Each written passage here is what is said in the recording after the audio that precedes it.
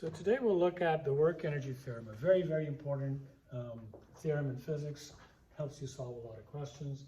And the work energy theorem basically states that work done is going to equal to the change in the energy of the object.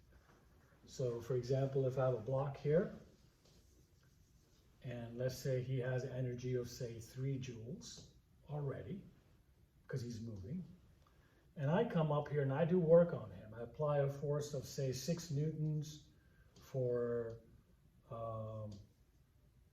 3 meters. That means I just did 18 joules of work on this guy because I came in and applied a force of 6 newtons for 3 meters that way. Well, if I do that, you know this block's going to get faster. But by how much? Well, that tells you that the work that I did, which was 18 joules, is going to increase the energy, delta E, the change in the energy of this is going to be plus 18 joules. So now he had 3 joules, I'll add 18 joules more, and now this object has 21 joules of energy. So the work done on the object is equal to the change in energy of the object. That makes sense, right? If I do work on an object, apply a force over a distance, I'm going to change the energy of the object, in this case, the kinetic energy. If I lift the object up from here to some new height, I change the potential energy. I did work, applied a force over a distance, and I gave it potential energy. So the work that I did will equal to the potential energy he now has. If he had 0 energy, this work will have given it the same amount. And so that work is obviously the force you apply on the object.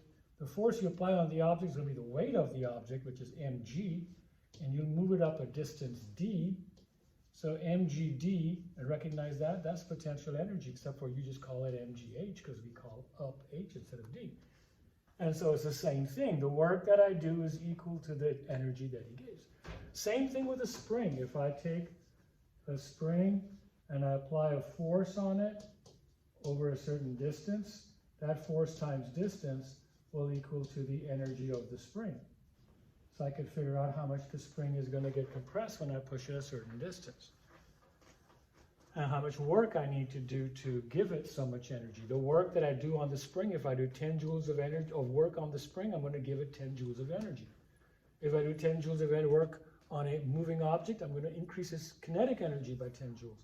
If I lift it up and do work on the object, I'm going to increase it by that much. But this is the key thing. This is the work energy theorem. Work is equal to change in energy. Now, obviously, sometimes the energy is kinetic, sometimes it's potential. So you'll see work equals change in KE. Work can also equal change in PE or GPE, either potential or kinetic. So either of them can be equated to work.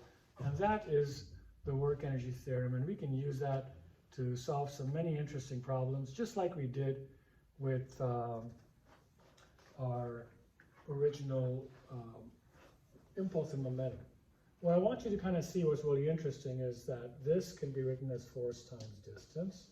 And so force times distance is equal to change in kinetic energy. Or force times distance is equal to change in energy. Now compare this with force times time is equal to change in momentum, and F equals ma. These are the 3 interactions that we looked at all together in our physics class.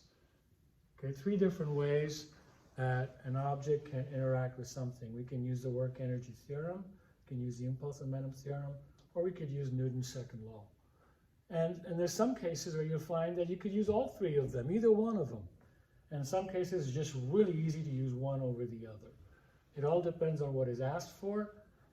This is really good for change in velocity. This is good for acceleration, and that's good for change in energy, or again for change in velocity or height, depending on whether you're changing potential or kinetic energy.